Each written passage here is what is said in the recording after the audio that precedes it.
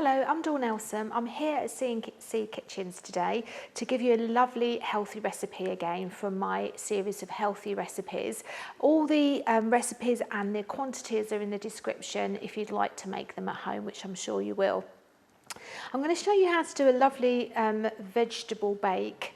A very simple, easy family meal using lots of store cupboard ingredients that you've probably already got in the fridge. So it's one of those recipes that you want to use over lots of leftovers, then you can. Very simple and a good one for all the family. And of course, although it's vegetarian, you can always add some meat for those meat eaters if you wish. So I'm just heated up 1 tablespoon of oil and I'm going to fry off onion and garlic together. Quite nicely chopped, finely chopped, 2 or 3 cloves of garlic depending on how much garlic you like. I'm a bit of a garlic fan and so is the family, so I've got about 3 cloves of garlic in there. So nicely finely chopped onion. I have got a red onion because it's what I had in the fridge. If you've got white onions, it really doesn't matter. And I'm going to soften that down lightly just for a couple of minutes until that's nice and soft before I add the rest of my ingredients. Now, this recipe is very low in fat, it's very healthy. It's actually 2 or 3 of your 5 a day. So we all should be eating about 5 a day of your fruit and vegetables. So this meal actually incorporates 3 straight away because we've also got cannellini beans. Now, cannellini beans are very high in fibre. They're very good for you, high in protein, but also very low in fat. And again, they count as one of your 5 a day as well. So that's started to soften up nicely now in the oil. And I'm going to add some courgettes. Now this is 1 whole courgette, which I've quartered and then sliced.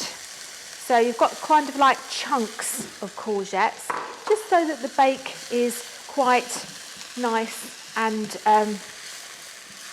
chunky. So you've got a bit of texture there. Oh, okay. What do you want me to do? Just move that away and then go over. Okay. So the courgette's gone in, nice and chunky, and that adds a little bit of texture to the bake. And this is mainly cooked on the hob. Now it does go into the oven to add some mozzarella, so that melts nicely on the top under the grill or in the oven. So most of the vegetables need to be cooked at this stage, and at least until they're soft, because it's only about 10 minutes in the oven, so the vegetables will not cook a lot further. And then I'm going to add 6 tomatoes, which I've taken out the stalks, but chopped them quite chunky. Just 6 fresh tomatoes. And it's ideal, those tomatoes in the fridge that are a little bit soft and need using up. Any tomatoes on the vine, cherry tomatoes, anything you've got, beefsteak, any ones that you need using up and chopped up into nice chunky size bits as well. So that's looking all nicely cooked now. I've got that on quite a high heat to make sure that that's nicely softening down. My next ingredient I'm going to add is a can of chopped tomatoes. Now again, you can use whole tomatoes and chop them yourself, or you can use a can of tomatoes that's got the added basil or garlic in there if you wish, whatever you've got in the cupboard. I say it's one of those meals that is very easy and using store cupboard ingredients. Okay, so my tomatoes are bubbling nicely and that's cooking the nice and courgettes in with the cooked tomatoes and the onions. I'm now going to add a little bit of puree. Now, a couple of tablespoons of tomato puree helps to give it a little bit of texture, but also gives it that depth of tomato and that richness of tomato. So if you've got tomato puree in the fridge, then that's quite a nice addition to this pasta bake. So there we go, just mixing that up nicely. As you can see there, all lovely cooking together, smells delicious. Now the last ingredient, because they're already cooked and you don't need to cook these any further, they're just a can of cannellini beans. Now if you've got these in your cupboard or you've got kidney beans or any other beans, it all adds to the fibre and to the protein in the dish.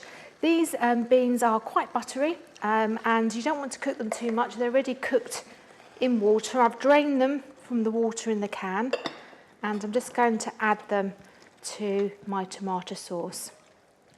Now just stir them all through. It is a case of warming them through, not worrying about cooking them. And the last ingredient is some vegetable stock. Now vegetable stock obviously keeps the dish quite vegetarian. Again, it is all veggie. Just put the rest of that stock cube in there as well. Now if you've got some meat eaters and you do want to make this a little bit more meaty, you could add some chopped pancetta, cooked pancetta, or some bacon lardons. It's quite nice to put some chorizo in here as well if you did want to add some meat to it.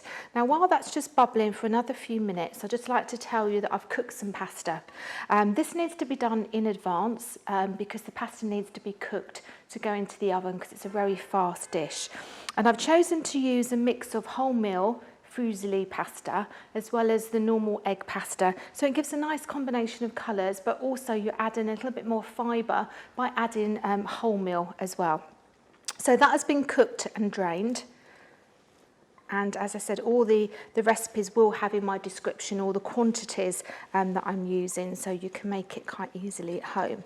So that all goes into the tomato sauce, and before it goes into the oven, that all needs to be mixed together. There we go.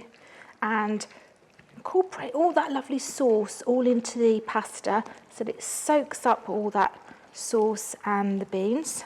You must season this well because it will give it a lovely flavour. You put lots of nice black pepper and salt in there. So at that stage, when it's all mixed, that's what I'm going to add now.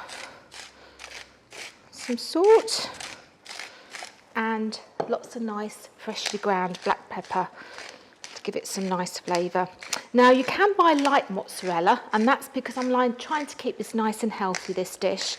I've got some light mozzarella which I'm now going to slice, and when it's in the dish to go into the oven, that goes onto the top of the pasta bake and then just bakes off and melts lovely in the oven or under the grill, so that you've got a little bit of a texture crunch of the cheese on top that melts into the pasta while it's in the oven. So that's my pasta bake really incorporated together. That just needs to go into a dish now to go into the oven for about 10 minutes.